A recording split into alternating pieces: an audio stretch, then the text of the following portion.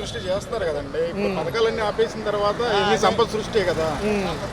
సంపద సృష్టి అంటే సపరేట్గా ఏం లేదు. ఇంకోటి ఏంటంటే ట్యాక్సెస్ అనేవి రోడ్లకి నేషనల్ హైవేలో ఉండేది, ఇప్పుడు మండలానికి కూడా వేస్తా అంటున్నారు. టోల్ గేట్లు పెట్టి పీపీపీ విధానంలో ఇస్తామంటున్నారు. అదే అంటే సంపద సృష్టి అంటే వాళ్ళ దృష్టిలో అది ప్రజల్ని దోచుకుంటమే సంపద సృష్టి అనేది. వాలంటీర్లు రోడ్డు మీదకి వచ్చారు, ఇప్పుడు పరిస్థితి ఏంటి? వాలంటీర్లు రోడ్డు మీదకి వచ్చారంటే వాలంటీర్కి 10,000 ఇస్తానని చెప్పి వాగ్దానం చేసింది వాళ్ళే.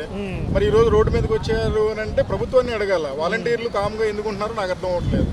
మరి ప్రభుత్వాన్ని ప్రశ్నించాల్సింది పోయి అంటే ఓన్లీ ఎలక్షన్ గురించి మాత్రమే వాళ్ళు ఇది ఇచ్చారు కానీ స్టేట్మెంట్లు ఇచ్చారు కానీ ప్రజలకు చేద్దాం అనేది ఏమీ లేదు. గత ఎలక్షన్స్లో ఎన్నో ప్రచారాల్లో ఉద్వేగంగా మాట్లాడిన పవన్ కళ్యాణ్ గారు లాస్ట్కి జరిగింది ఏమీ లేదంటున్నారు. ఒక పక్క అభివృద్ధికి సంక్షేమానికి పెద్దపీట వేస్తామంటున్నారు. మరి సంక్షేమం ఎక్కడ ఉందంటున్నారు? సంక్షేమం లేదుగానే అంటుంది. ఆయన ప్రశ్నిస్తా అన్నారు, ఆయన మాత్రమే ప్రశ్నిస్తా అన్నారు. ఆయన ప్రశ్నించమని ఎవరిని అడగలేదుగా. ఆయన ప్రతిపక్షంలో ఉంటే ప్రశ్నిస్తారు, ప్రభుత్వంలో ఉంటే ఆయన ఎవరినైనా ప్రశ్నిస్తే జైల్లో పెడతా అన్నారు. ఇప్పుడు మేము మాట్లాడింది కూడా మీరు టెలికాస్ట్ చేసినా కూడా మమ్మల్ని కూడా అరెస్ట్ చేస్తారు. అంటే ఇక్కడ జరిగిన విషయం ఏంటంటే సోషల్ మీడియాలో మరీ బూతులు తిట్టి మంత్రుల భార్యల్ని అవహేళన చేసిన వాళ్ళ వరకే ఎక్కువ శాతం ఉంది సార్. జనరల్ గా ఇప్పుడు ప్రభుత్వాన్ని ఈ పథకాలు ఇవ్వట్లేదు, సంక్షేమం చేయట్లేదు అన్న వాళ్ళని ఎవరిని అరెస్ట్ చేయట్లేదా? అంటే తక్కువ శాతం ఉంది కానీ ఎక్కువ శాతం లేదు కదా సార్. ఎందుకు లేదండి? ఇప్పుడు అంటే కామన్ పీపుల్ బయటికి రాలేకపోతున్నారు కదా. ఇప్పుడు ఎక్కడైనా సరే ఎప్పుడైనా పీపుల్ ఎక్కడి నుంచి వస్తారు? లీడర్స్ నుంచి వస్తారు, ఏదైనా పార్టీ నుంచి వస్తారు. పార్టీ నుంచి వచ్చిన వాళ్ళని పెట్టినప్పుడు మామూలుగా ప్రజలు సింపుల్గా ఉన్న ప్రజలు ఏం చేస్తారు? కామ్గా ఉంటారు. అయ్యో మాకెందుకులే అని చెప్పి చూస్తూ ఉంటే పోలా. మరి ఒక పక్క చూస్తే జగన్ గారి పైన అదానీ కేసు ఏమంటారు? మళ్ళీ డైవర్షన్ పాలిటిక్స్ అని అంటారా? డైవర్షన్ పాలిటిక్స్ కాకపోతే ఎట్లా అండి? ఇప్పుడు 4 రూపాయలు దాన్ని 6 రూపాయలు కొంటే ఎవడైనా ఏం చేస్తారు? 6 రూపాయలు కొన్నారు, ఇది ఎక్కడో దీంట్లో ఏదైనా అవినీతి జరిగిందంటారు. 4 రూపాయలు దాన్ని 2 రూపాయలు కొంటే అవినీతి ఎలా జరుగుతుంది? అలా అవినీతి జరిగితే అదానీ గారి మీద కేసు పెట్టాలని అనుకుంటే మరి ఈరోజు శాసనసభలో వీళ్ళు మేము జగన్ గారి మీద మేము ఒక సిట్ వేస్తున్నాము, అవినీతి జరిగిందంటున్నారు కాబట్టి మేము కంపల్సరీ ఆయన మీద యాక్షన్ తీసుకుంటామని చెప్పమనండి. 4 రూపాయలు దాన్ని ఆ 4 రూపాయలు 60 పైసలు టీడీపీ గవర్నమెంట్లో 2014లో కొన్న దాన్ని ఆయన 2 రూపాయల 41 పైసలు కొన్నాడు. అంటే ఎక్కువ దాన్ని తక్కువ కొన్నాడు. అంటే రాష్ట్రానికి అభివృద్ధి జరిగే పనే కదా, డబ్బులు మిగిలే పనే కదా. మరి అలాంటప్పుడు అది అవినీతి ఎలా జరుగుతుంది? కేంద్ర ప్రభుత్వం ఏం మాట్లాడలేదు సార్. కేంద్ర ప్రభుత్వం మాట్లాడదండి, అది అభియోగాలు మాత్రమే. అభియోగాలు ఎవరైనా చేయొచ్చు, అర్థమైందా? అభియోగాలు చేసినంత మాత్రం రుజువు అవుతుంది కదా, దానికి ఒక సిస్టమేటిక్ ఉంటుంది కదా. అదానీ గారి మీద క్రిమినల్ కేసు ఏం లేదు, ఇదే విషయంలో కేసు మాత్రమే పెట్టారు. ఇదే విషయంలో షర్మిల గారు కూడా రివర్స్ గా మాట్లాడుతున్నారు. ఎందుకంటారు ఈసారి? షర్మిల గారు ఇప్పుడు ఏంటండి ఎప్పటి నుంచో రివర్స్ గా మాట్లాడుతున్నారు. ఆవిడకి కావాల్సింది, ఆవిడ కాంగ్రెస్ రిప్రజెంటేటివ్ కాదు, ఓన్లీ ఏంటంటే వాళ్ళ అన్నయ్యని ప్రశ్నించడానికి మాత్రమే వచ్చారు ఆవిడ. అర్థమైందా? తెలంగాణలో ఉన్న ఆవిడ సడన్ గా ఎలక్షన్ ముందు ఇక్కడికి ఎందుకు వచ్చింది? అది అందరికీ అర్థమవుతూనే ఉంది. ఆవిడ కాంగ్రెస్ తరఫున మాట్లాడాల, కాంగ్రెస్ తరఫున మాట్లాడితే ఎవరి గురించి మాట్లాడుతుంది? ఆవిడ ప్రతిపక్ష హోదాలో ఉన్నట్టే కదా, ప్రభుత్వాన్ని నిలదీస్తుంది. ప్రతిపక్షం 80% గత ప్రభుత్వాల సంక్షేమాల వల్ల లోటు బడ్జెట్ లోకి వెళ్ళిందని వీళ్ళు అంటున్నారు, 40% ఇస్తారంటున్నారు. మరి సంపద సృష్టి ఎలా పాసిబిలిటీ? చెప్పాను కదండి, సంపద సృష్టి అనేది పథకాలు ఆపేస్తే ఆటోమేటిక్గా డబ్బులన్నీ మిగిలిన సంపద సృష్టి చేస్తున్నారు వాళ్ళు.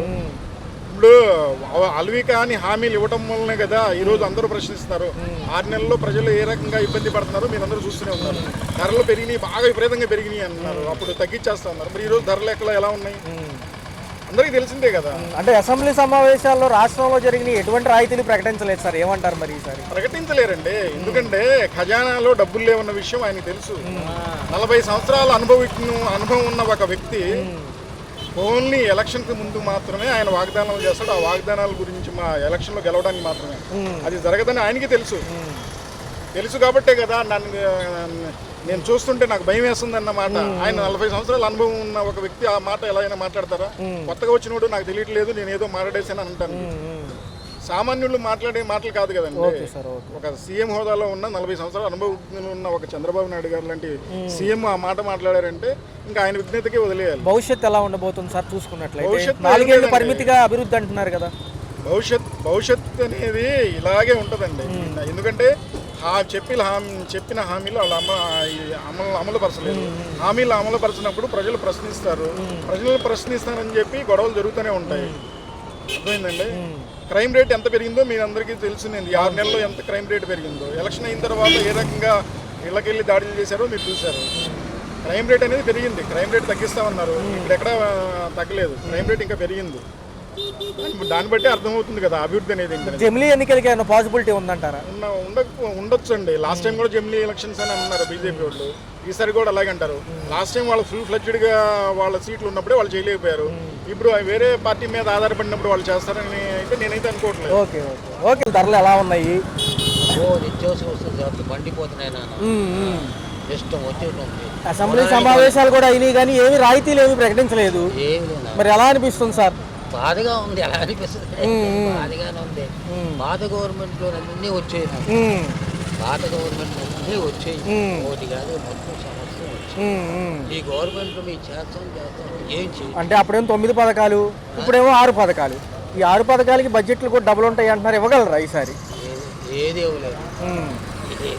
నిన్న జగన్మోహన్ రెడ్డి గారి పైన అనేక వ్యాఖ్యలు చేశారు. ఆయన కూడా ప్రెస్ మీట్ పెట్టారు. గారు 2 సంవత్సరాలు కరోనాలో అందరికి చక్కగా ఇస్తే ఇవ్వలేనని అనుకుంటే మామూలుగా ఆర్థిక శాఖ మినిస్టర్ అంతా కూర్చొని చాలా చెయ్యాలి అనుకొని చేయగలిగారు వాళ్ళు. ఏం లేదు ఊరికే మామ. నిన్న మీడియా ముఖంగా మాట్లాడారు. కరెంటు బిల్లుల గురించి, అదానీ గురించి అక్రమ కేసులు అంటగడుతున్నారు. ఏం లేదు కదా? ఏమి లేదు. అటువంటి రోడ్ అయితే ఏంటి ఆడి బోర్డు అంత ఆస్తులు ఉన్నాయి. ఓకే. ఏంటిగా మామూలుగా కర్ణాటకలో కావాల్సిన ఆస్తులు ఉన్నాయి. అటువంటి ఏమి లేదు. ఆరోపణలు తప్పదు. లంచం ఇచ్చారని చెప్పి అమెరికాలో కేసు బుక్ అయిందని చెప్పి అదానీ గురించి అంటున్నారు కదా. నిన్న మనం పార్లమెంట్ సమావేశాల్లో చూసిన మహారాష్ట్ర కూడా గెలిచింది కూడా ఈసారి ట్యాంపరింగ్ అంటున్నారు ఈవీఎంలో. అదే ఒక పేపర్లో చూసాము. ఆయన ఈయన అఖిలేష్ యాదవ్ గారు కూడా నిన్న ప్రశ్నించడం జరిగింది మహారాష్ట్ర ఎన్నికల ఈవీఎంల ట్యాంపరింగ్ గురించి. చేసేదేమన్నా అధికారం వాళ్ళ చేతిలో ఉంది. వాళ్ళు ఏం చేసినా మనం అలాగే అనాలి, అంతేగాని మనం ఏం చేయలేము. మరి 6 పథకాలకి డబుల్ బడ్జెట్లు అవుతాయి, 120 కోట్ల దాకా అవుతాయి అంట. మరి ఈసారి ఎలా ఇస్తారు? వాళ్ళు అన్ని ఇచ్చేస్తామన్నారు ఎలక్షన్స్ ముందు. ఏమి లేనా ఎవరేమి లేరు, చేయలేరు. అంత మాయా మోసం. మరి పవన్ కళ్యాణ్ గారు కూడా సపోర్ట్ ఇచ్చారు. ఈయనే మా మార్గదర్శి. పవన్ కళ్యాణ్ గారు అంటే నేను కూడా ఆ జాతి వాడినే కానీ ఆయన ఆ మాటలు నమ్మబాక. ఓకే, ఒక్క నిమిషం బాబాయ్, ఒక్క నిమిషం. ఈ వాలంటీర్ వ్యవస్థ అయితే పక్కన పెట్టారు, మరి ఎలా ఉండదు? వాలంటీర్ పాపం 10th క్లాస్ చదువుకున్న వాళ్ళు, ఇంటర్మీడియట్ చదువుకున్న వాళ్ళకి ఏదో ఒక రూపాయి ఇచ్చి ఒక 5,000 ఇచ్చి శుభ్రంగా చక్కగా బ్రతకండి అన్నాడు. మరి వీళ్ళు అది కూడా లేదు దానికి. ఈ హౌస్ హోల్డ్ సర్వేలను చేస్తున్నారు ఇంటింటికి తిరిగి సచివాలయం స్టాఫ్. దేనికంటారు? ఉన్నాయి ఓడబెట్టడానికా లేదా ఏమైనా ఇస్తారా? తెలియదు. మరి తెలియనప్పుడు మరి జమిలీ ఎన్నికలు అంటున్నారు 2027కి ఈయన మోడీ గారు. ఏమో ఇక అన్నీ వాళ్ళు ఇప్పుడు ఇగో అన్నయ్య జాంకాయలు వ్యాపారం చేసుకుంటున్నాడు. ఆ జాంకాయల విషయం ఆయన తెలుసు కానీ మనకు తెలుసా? రైట్. అలా అనిపించింది. కొత్త ప్రభుత్వాలు వచ్చాయి కదా, బడ్జెట్ సమావేశాల్లో చూశారు. ఈసారి డెవలప్మెంట్కి ఎక్కువ శాతం ఆస్కారం, సంక్షేమానికి 40% అంటున్నారు. గత ప్రభుత్వాలు 80% ఇచ్చామని వాళ్ళు అంటున్నారు. ఎలా అనిపిస్తుంది? నాకైతే ఈ ప్రభుత్వం నచ్చలేదు. ఇప్పుడు ఉన్నది నచ్చలేదు. ఓకే. వాళ్ళు అంత బాగా ఎఫెక్ట్గా చేసినట్టయితే అనిపిస్తలేదు. వాళ్ళు ఏమి చేస్తానని వాగ్దానాలు ఇచ్చారు. వాళ్ళు వాగ్దానాలు ఇచ్చేటప్పుడు ముందు వాళ్ళు చేస్తామా చేయలేమా అనేది వాళ్ళకి తెలియాలి. ఎందుకంటే వాళ్ళు ఆల్రెడీ చేసున్నారు, 9 సంవత్సరాలు చేసున్నాడు కాబట్టి తెలియాలి. నువ్వు చేయలేనప్పుడు నువ్వు ఎందుకు వాగ్దానాలు ఇవ్వటం?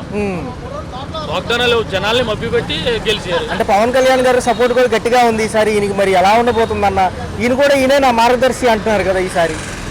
మార్గదర్శి కరెక్టే. నేను అనేది జనాలకు చేస్తానన్నది చేయమని చెప్తున్నాను అంతే.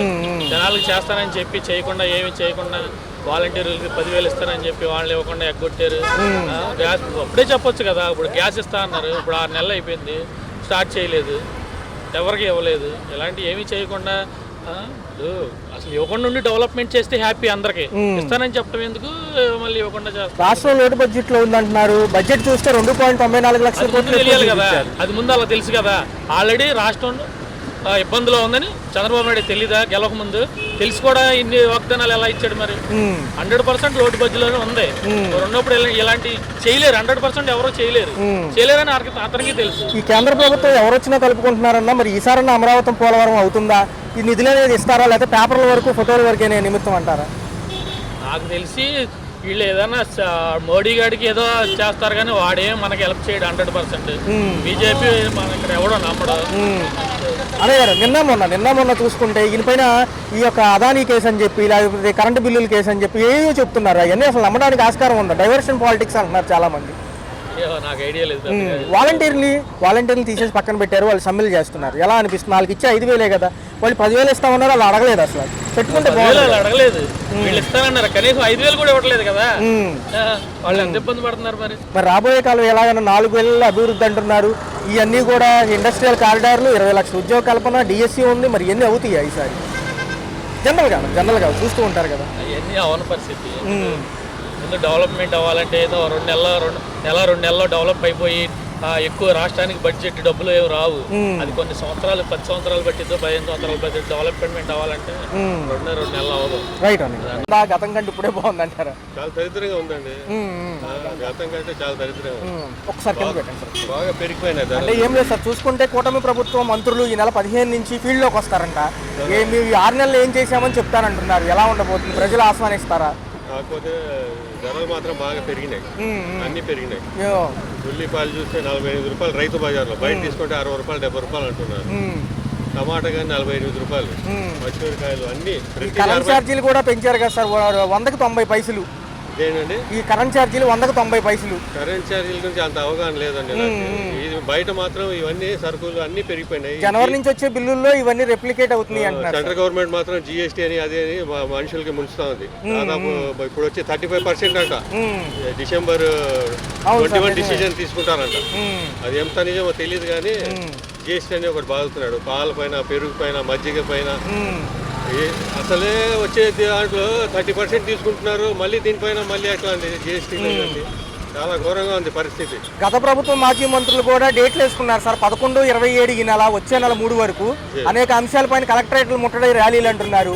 కరెంటు బిల్లులకి, విద్యా దీవెన పథకాల పైన, రైతులకు ఇవ్వాల్సిన డబ్బుల పైన. మరి ఎలా ఉండబోతుంది సార్ ఇదంతా? చెయ్యాలండి. ప్రతిపక్షం అన్నాక తర్వాత ప్రజల వైపు పోరాడాలి. ఇప్పుడు ఓట్లు వేసి గెలిపించాం ప్రభుత్వానికి, ప్రభుత్వం మాత్రం ఇలాగ ఏమి పట్టించుకోవట్లేదు. మాజీ ముఖ్యమంత్రి గారు జనవరి 3వ వారం నుంచి బయటకు వస్తానంటున్నారు ప్రజల్లోకి. ఆయన కూడా తప్పకుండా రావాలా. ఇదివరకు చంద్రబాబు నాయుడు గారిని వచ్చారు ప్రతిపక్షంలో ఉన్నప్పుడు, ఇప్పుడు జగన్ గారు కానీ రావాలా. సార్ మోడీ గారు ఎవరు వచ్చినా కలుపుకుంటున్నారు. అభివృద్ధికి మనకి ఫండ్స్ ఖచ్చితంగా ఇస్తారంటారా, లేకపోతే దాట వేసే చర్య అని అంటారు ఈసారి? మోడీ గారి ప్రభుత్వం అంతా జీరో అండి. మొత్తం మత కల్లాలంతా చుట్టించి ప్రజల్లో డిబేట్ చేసి పాలిస్తున్నారు. మోడీ గారు మొత్తం జీరో. ఇదే అంశం పైన చూస్తే సార్, మహారాష్ట్ర ఎన్నికల్లో జరిగినప్పటి నుంచి కూడా మొత్తం అవినీతి. మహారాష్ట్ర ఈవీఎం ట్యాంపరింగ్ అంటున్నారు సార్. మొత్తం అన్నిట్లో ఒకటి కాదండి. ప్రతి దాంట్లో ఎమ్మెల్యేలు కొనుగోలు కానీ, పార్టీలు చీల్చడం కానీ మొట్టమొదటి ప్లేస్ లో ఉందంటే ఒక్క బీజేపీ మాత్రమే. 100% బీజేపీ. పవన్ కళ్యాణ్ గారు ఏమో సీజ్ ద షిప్ అంటున్నారు. రేషన్ బియ్యం పట్టువేత, ఇవన్నీ ఎలా ఉన్నాయి? అది మంచి అంశమే అండి. అది కాకపోతే అది మంచి, దానికి మాత్రం మేము ఆహ్వానిస్తున్నాము. కాకపోతే పక్కదారి పట్టకూడదు. అది చేసే పని ఎవరు బీజేపీ గవర్నమెంట్ అయినా కానీ ప్రజలకు పనికి వచ్చే పని చేస్తే దానికి మేము సమర్థిస్తాం. ఇవన్నీ వేస్ట్ పనులు చేస్తే. రోడ్ల వ్యవస్థకు సంబంధించి పీపీపీ విధానంలో టోల్ గేట్లు అంటున్నారు సార్, గ్రామాల్లో ఉన్న రోడ్లకు కూడా పెడతామంటున్నారు ఈసారి. అది ఇంకా ఇంప్లిమెంట్ కాలేదు కదండి, దాని గురించి మాట్లాడడం. అంటే పైలట్ ప్రాజెక్ట్ కింద ఉభయ గోదావరి జిల్లాలని లెక్కేస్తున్నారు సార్. మరి ఏమన్నా బాగుంటుంది అంటారా పద్ధతి? ఏమన్నా అది ప్రజలకి ఉపయోగపడే ప్రాజెక్టులు ఏది చేసినా కానీ బాగానే ఉంటుంది. కాకపోతే అవినీతి కొంచెం అరికట్టాలా, ప్రజలకి సుచిత ప్రభుత్వం పాలన అందించాలి. Right sir. అనిపిస్తున్నాయి గత ప్రభుత్వాలు ఉన్నాయి, ఈ ప్రభుత్వాలు సంక్షేమం 80 నుంచి 40%కే ఇస్తామంటున్నారు. సంపద సృష్టి మా ధ్యేయం, 4 ఏళ్ల పరిమితిలో అమరావతి, పోలవరం, అభివృద్ధి, ఉద్యోగ కల్పన, ఇవన్నీ చెబుతున్నారు సార్.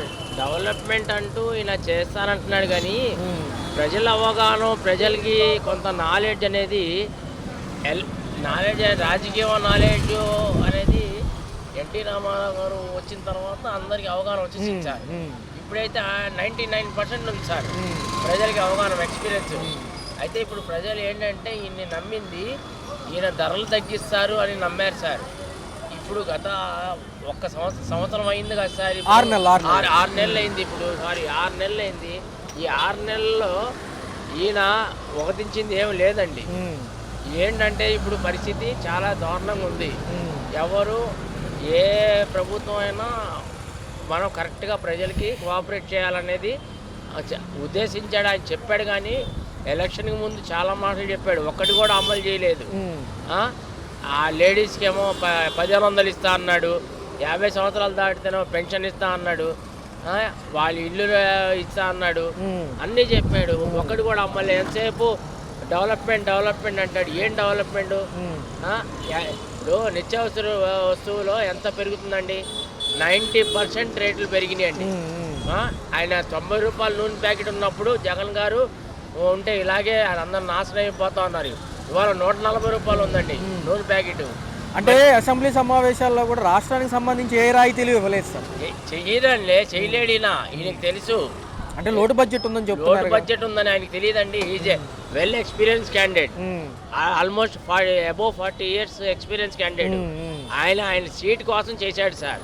ఇప్పుడు మొన్న బుడిమేర వచ్చింది, మొత్తం పొంగిపోయి జనాలంతా సగం విజయవాడ నాశనం అయిపోతే ఆయన ఉప ముఖ్యమంత్రి ఏమన్నాడండి పవన్ కళ్యాణ్ గారు, ఇంకోసారి జరగదులేండి, జనాలకి ఇంత లక్షల రూపాయలు నాశనం అయితే ఇంకోసారి జరగదంటే అయిపోయిందా సార్? మరి అదానికి సంబంధించిన కేసు మొన్నటి నుంచి ప్రచారంలోకి ఉంది. ఓ పక్కేమో అదాని అంబానీ చేతుల్లో మన మోడీ గారు ఉన్నారండి. వాళ్ళు కూర్చోమంటే కూర్చోవాలి, మోడీ గారు నుంచోమంటే నుంచోవాలి సార్. ఈ విద్యుత్ కొనుగోలు సౌరశక్తికి సంబంధించి 300 కోట్లు లంచం అంటున్నారు. నిన్న అసలు కేంద్రం ఏం మాట్లాడలే, ఇక్కడ రాష్ట్ర ప్రభుత్వాలు మాట్లాడుతుంది, నిజం ఉందంటారా? లేదు సార్, అదంతా ఫేక్ అండి. వీళ్ళందరూ ఎందుకంటే భారతదేశం మొత్తం ఇప్పుడు మన పరిస్థితి బ్యాడ్ ఉందంటే ఈ అదాని అంబానీ వీళ్ళిద్దరిలో చేతుల్లో వీళ్ళు ఉన్నారండి. బీజేపీ వల్ల వీళ్ళు వాళ్ళ దగ్గర బాగా డబ్బులు తీసుకుంటున్నారండి. దానివల్ల వాళ్ళు చెప్పినట్టు వీళ్ళు వినాల్సిందేనండి. మరి మహారాష్ట్ర ఎన్నికలు జరిగాయి, విజయం సాధించారు. ఈ యొక్క సమాజ్వాదీ పార్టీలు ప్రతిపక్షాలకు సంబంధించిన వాళ్ళు ట్యాంపరింగే అంటున్నారు కదా, స్కోప్ లేని చోట ఎలా గెలిచారు అంటున్నారు వాళ్ళు. అంతేకాదు సార్, ఇప్పుడు ఆయనకి 11 సీట్లు రావాలనేది అసత్యం అండి. 11 సీట్లు ఎలాగొస్తాయండి? కనీసం ఒక 30-40 రావాలి. ఇదంతా జరిగింది 100% స్కామ్ అండి. అలాగే ఇండియా మొత్తంలో ఏం లేదండి, ఆయన మొత్తం స్కామ్ చేసి మోడీ గారు చేస్తున్న నాటకం అండి. మరి భవిష్యత్తు ఈ చూడగలం, అమరావతి పోలవరం ఈసారి చూడగలం అంటారు? ఇంకా టైం పడుతుంది? చాలా టైం పడుతుంది డెవలప్ అవడానికి. డెవలప్మెంట్ కాదు కానీ ఇప్పుడు మొన్న జాబ్ మేళా పెట్టి లోకేష్ గారు 5000 మందికి ఉద్యోగాలు ఇచ్చేసామన్నారండి. ఆ ఉద్యోగం దేనికండి? ఆ 15,000 20,000తో ఏం అవ్వదండి. వాళ్ళ మేము 34,000 సంపాదిస్తుంటేనే ఏం అవ్వట్లా. ఇవాళ అంత రేట్లు పెరిగినాయండి. కూరగాయలు ఏది కూడా 50కి తక్కువ లేవు సార్. అది ముఖ్యమంత్రి గారు నోటీసులో వెళ్ళింది, అన్నీ తెలుసండి ఆయనకి. కానీ ఆయన ప్రజల గురించి ఆలోచించట్లేదు సార్. అది ఆయన స్వార్థం ఆయన ఆలోచించుకుంటున్నాడు టీడీపీ వాళ్ళు. అది కూటమి ప్రభుత్వాలు లాస్ట్ వరకు కలిసి ఉంటాయా ఇప్పుడు అన్న ప్రకారం? లేదు ఉండవు. 6 నెలల్లో వీళ్ళిద్దరు విడిపోతారు, గొడవలు అవుతాయి సార్. బై ఎలక్షన్స్కి కూడా ఛాన్సెస్ ఉన్నాయి సార్.